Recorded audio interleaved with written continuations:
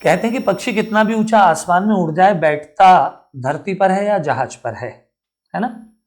व्यक्ति कहां भी चला जाए लेकिन उसे सुकून अपने घर में ही मिलता है।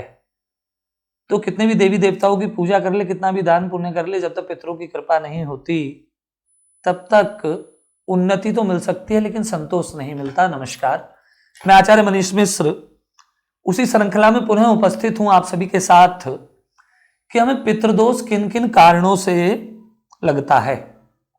यदि आपने पहले की 2 वीडियो देखी हैं तो शायद इस तीसरी वीडियो में आपको कुछ ज्यादा आनंद आएगा या इंटरेस्ट आएगा। वो इसलिए आएगा क्योंकि आप कनेक्ट हैं। कनेक्ट किस लिए हैं? यदि आप पहले की वीडियोस देख चुके हैं तो आप इसे समझने में आपको सरलता रहेगी। इसी प्रकार मैं आपसे यह कहना चाह रहा हूं कि यदि आप अपने पितरों से डिस्कनेक्ट हैं तो आपको पितृदोष लगना ही है। मैं डिस्कनेक्ट हूं तो मुझे पितृदोष लगना ही लगना है। ज्योतिष का उदय क्यों हुआ, धर्म का उदय क्यों हुआ कि हमें पितृदोष ना लगे, हम भी प्रसन्न रहें, हमारे पितृ भी प्रसन्न रहें। पितृदोष का तीसरा ऐसा कारण है डिस्कनेक्टिविटी। हम 13वीं कर देते हैं, हम बरसी कर देते हैं, उसके बाद हम क्या करते हैं कि हमने अपने सारे दायित्वों को पूर्ण कर दिया है। अब हमें किसी प्रकार का कोई भी पितृदोष नहीं लगेगा और हम बहुत ही आश्वस्त हो जाते हैं। लेकिन होता क्या है? होता यह है कि संबंध कभी जीवन में तोड़े नहीं जाते।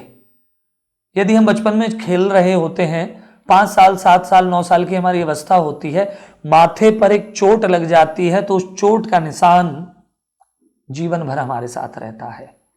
यदि किसी व्यक्ति पर हम थोड़ा सा भरोसा, ज्यादा की बात नहीं कर रहा हूं, थोड़ा सा भरोसा विश्वास करते हैं और वो हमारे विश्वास को तोड़ता है तो हम कभी नहीं भूल पाते।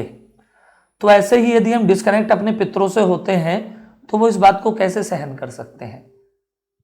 पॉइंट पर आता हूं। मैं आपसे ये कहना चाहता हूं कि बरसी और 13वीं के बाद एक बहुत महत्वपूर्ण दिन आता है। उस दिन का नाम होता है कि हमारे पिताजी की, दादाजी की, दादी की पुण्यतिथि आती है। इस तिथि, इसके नाम से एक बड़ा अच्छा संकेत मिलता है। इसका अर्थ समझिए, बड़ा आनंद आएगा। इसका अर्थ यह है कि जैसे आजकल के बच्चे पूजा नहीं करते, माँ सुबह उठती है, भगवान शिव की पूजा करती है, हे भगवान मेरे बेटे का, मेरी बेटी का ध्यान रखना, मंत्र का जाप करती है और पंडित जी के आदेशानुसार कि मैंने जो भी मंत्र किया इसका फल मैं किसे अर्पित करती हूं? अपने पुत्र या अपने बेटे, अपनी बेटी को अर्पित करती हूं। तो वो जो तिथि आती है उस पर आप जो भी पुण्य कार्य करते हैं, पुण्य कार्य का मतलब पुण्य की आवश्यकता है क्या करने के लिए। और एक बात और कि हम जो पुण्य करते हैं क्या वो हमें, हमारे पितरों को प्राप्त होते हैं या नहीं होते, या हमें उसका फल प्राप्त होता है या नहीं होता। और यदि वो पुण्य तिथि आती है तो क्यों आती है और कौन से पुण्य किए जा सकते हैं, उनकी आवश्यकता क्यों है और कौन कौन से पुण्य किए जाने चाहिए और किस पुण्य के करने से क्या फल प्राप्त होता है, आराम से सुनिएगा। वो पुण्य तिथि ये कहती है कि आप जो भी कर्म करेंगे, आप जो भी पुण्य उससे मिलेगा, उस दिन का पुण्य उन्हें प्राप्त होगा। और यदि पुण्य उन्हें प्राप्त हो गया तो वो पुण्य आपको ही प्रतिफल में प्राप्त अनंत गुना होगा, अनंत कोटि गुना। इतना होगा कि आपने स्वप्न में कभी सोचा भी नहीं होगा। अब पुण्य तिथि की आवश्यकता क्यों हुई?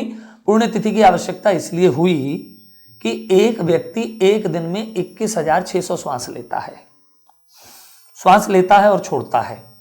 जब हम श्वास लेते हैं तो ये श्वास हमें देता कौन है? परमात्मा।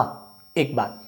दूसरा, जब तक हम जीवित रहते हैं इस पृथ्वी से हम जो भी आहार लेते हैं हमें वो निःशुल्क कौन देते हैं? भगवान। अब आप कहते हैं कि सब्जियां तो आजकल बहुत महंगी हो रही हैं, इनकी वैल्यूज बहुत बढ़ रही हैं, लेकिन भगवान ने निःशुल्क दी हैं। एक छोटा सा मैदान साफ कीजिए, अनेकों प्रकार की सब्जी उगाइए, भगवान ने निःशुल्क दी है। जल भगवान ने निःशुल्क दिया है। घर में एक हैंडपंप, समरसेबल लगवाइए, आपको निःशुल्क जल की व्यवस्था, भगवान ने सब निःशुल्क दिया, लेकिन व्यक्ति ने उसका शुल्क लगा दिया। तो होता क्या है, यदि ये बात अब भी समझ ना आ रही हो तो एक छोटा सा प्रारूप इसका और है समझने का। जब भी हम सुबह मॉर्निंग वॉक करते हैं, कहीं भी चलते हैं, तो हमारे पैर के नीचे कुछ कीड़े मकोड़े आ जाते हैं। उन्होंने क्या बिगाड़ा हमारा? तो जाने अनजाने में हमें दोष लगना ही लगना है, हमें दोष लगना ही लगना है। तो उन दोषों से मुक्ति के लिए, पुण्य काल उदय करने के लिए एक दिन आता है, उस दिन का नाम है पुण्यतिथि। उस पुण्यतिथि पर कुछ कर्म ऐसे किए जा सकते हैं कि जिसके द्वारा आप उस जीवात्मा को पुण्य प्रदान कर सकते हैं और आपका भी भाग्योदय अवश्य होगा। आपके ग्रह दशा अंतरदशा कितनी भी खराब हो, पितरों की कृपा हुई, भगवत कृपा हुई तो आपके अच्छे दिन आ जाएंगे, आपके बुरे दिन समाप्त हो जाएंगे।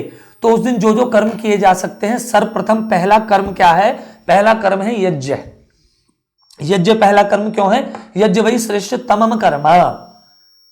यज्ञ की गायत्री मंत्र से आहुति देंगे, उसकी अग्नि को देखिएगा। यज्ञ में वेदों में पहला देवता अग्नि को बताया गया। आप जो भी आहुति देंगे वो सारी आहुति उन्हें प्राप्त होगी और उन्होंने जीवन भर जिन भी पंच तत्वों का उपयोग उपभोग किया और जो भी दोष रह गया वो दोष समाप्त हो जाएगा। उसके बाद दूसरा कर्म आप क्या कर सकते हैं? वृक्षारोपण। आप वृक्ष लगाइए। जितनी श्वास उन्होंने ली, इस वातावरण को, परमात्मा क्या है? भगवान, भूमि गगन वायु नीर आकाश। वृक्षारोपण कीजिए, आत्मा को परम शांति प्राप्त होगी। तीसरा क्या है? रक्तदान शिविर का आयोजन कीजिए। अब पुण्यतिथि को देखिए। पुण्यतिथि में जब यज्ञ होता है तो एक हम अपने उस जिसके निमित्त हवन करते हैं उसकी एक फोटो अवश्य लगाते हैं और फोटो लगाते हैं, आहुति देते हैं। भगवान की रचना में और इंसान की रचना में इतना अंतर है कि आगे से, पीछे से, दाएं से, बाएं से देखकर ये पता लगाया जा सकता है कि ये स्त्री है, पुरुष है, बालक है, वृद्ध है, ये कौन व्यक्ति है। लेकिन मानव फोटो बनाता है, पीछे से भी नहीं बताया जा सकता है किसकी फोटो है। तो परमात्मा में जितना विश्वास करके जीवन को जिएंगे, ग्रह उतने अनुकूल होंगे और पुण्यतिथि पर पुण्य भी अधिक प्राप्त होगा। दूसरा क्या बताया? यज्ञ के बाद वृक्षारोपण। तीसरा रक्तदान। रक्तदान शिविर का आयोजन कीजिए, अच्छा रहेगा। चौथा, गरीबों के निमित्त भंडारा कर दीजिए, पितरों का तर्पण करा दीजिए अवश्य ही। यदि आपने पुण्यतिथि से पुण्य को प्राप्त कर लिया तो आपको कभी भी पितृदोष से पीड़ित नहीं होना पड़ेगा। और यदि आपके कुल में, आपके वंश में आगामी समय में किसी की पुण्यतिथि आ रही है और श्राद्ध पक्ष भी आ रहा है, तो कई लोगों में यह भ्रम होता है कि यदि इस दिन हम यज्ञ करेंगे तो जिस दिन हम यज्ञ करते हैं तो उस दिन हम पितरों को विदा कर देते हैं। ऐसा नहीं है। उस दिन आप गायत्री मंत्र से 16 आहुति अन्न की या सामग्री की अवश्य दे सकते हैं। सभी प्रकार के पितृदोषों से बचने के लिए पुण्यतिथि का सदुपयोग करें और अपने पितरों को पुण्य देकर उस पुण्य के स्वयं भागी बने। सदैव पितृ आपकी मेरी रक्षा करें। पितरों की कृपा हम सभी पर बनी रहे। नमस्कार।